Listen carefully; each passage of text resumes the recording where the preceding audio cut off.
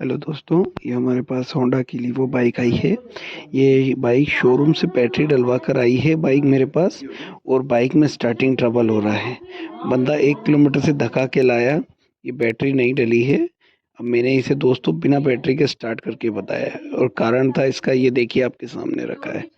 Showroom पे plug देखिए दोस्तों, छोटे थ्रेड का डाल रखा है, जिससे कि बाइक में सही से स्पार्क नहीं हो पा रहा था।